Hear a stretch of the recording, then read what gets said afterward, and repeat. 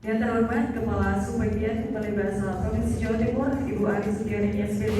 Yang kami hormati Bapak Ibu dosen Program Studi Sastra Indonesia Fakultas Bahasa dan Seni Universitas Negeri Jakarta, dan narasumber hari ini Dr. Andes Yani Mariana MPD dan Bapak Ahmadudin Rusiani SSMA. Yang kami banggakan seluruh mahasiswa Program Studi Sastra Indonesia Negeri Jakarta.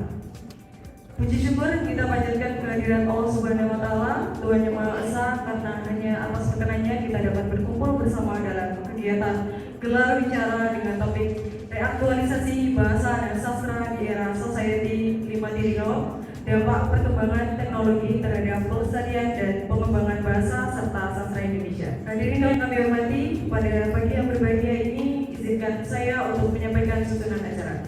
Susunan acara sebagai berikut. 1. Pembukaan. 2.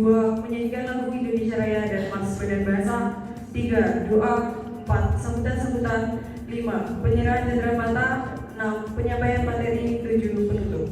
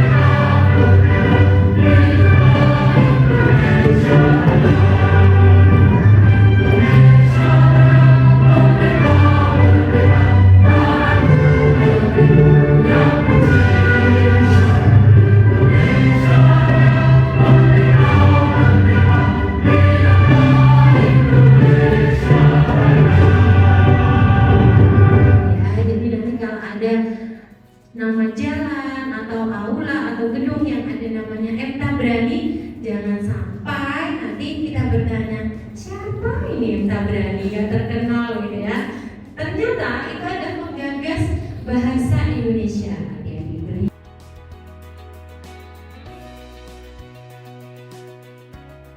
Tentu KKN ini bukan hanya sekadar jalan-jalan dan bukan juga studi saja, tetapi saya harap adik-adik, ya, teman-teman tercinta, Anda semua bisa memanfaatkan setiap momen yang ada di sini untuk menggali ilmu dari Bapak Ibu pemateri di sini. Di sekolah Jakarta sana mungkin nanti bisa koordinasi dengan tim UKB Badan Bahasa. Itu tidak berbayar, Bapak Ibu, gratis. Dan bagi sekolah yang melaksanakan tes UKB-nya terbaik bukan nilainya ya Bapak Ibu, tapi ketika proses pelaksanaannya itu bagus, mendapatkan uang pembinaan dari Kementerian 25 juta. Indonesia ya Pak, ada banyak kontribusi bahasa daerah untuk memperkaya kosakata di Kamus Besar Bahasa Indonesia. Contohnya apa? Ayo, contohnya apa? Ya, silakan. Ya, betul. Terus kemudian kita kami Pak dari majalah yang diterbitkan setiap tahun di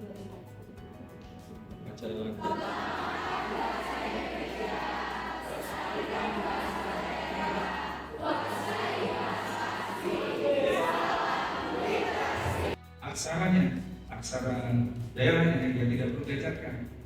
Kalau di Jawa itu jelas ada, jadi yang diajarkan itu ada 10, misalnya membaca puisi bahasa daerah, menyanyi Majapahit bahasa daerah, misalnya bahasa Jawa, gitu ya, menulis huruf menulis dengan huruf bahasa Jawa, misalnya cuma kalau di sini saya nggak begitu hafal karena saya lebih lama di luar Jawa, ya mohon maaf ya. Jadi Ini ada sekitar 10 ya. Kalau di Sulawesi Selatan, kalau di Jawa Barat chatbot itu kan pakai AI. Kemudian ketika kita menggunakan aplikasi, katakanlah ketika kalian diminta untuk membaca sebuah teori,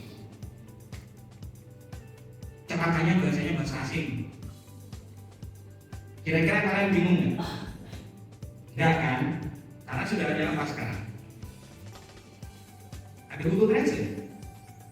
Google Translate itu juga masuk ke AI atau kecerdasan buatan atau akal imitasi kalau boleh di Indonesia.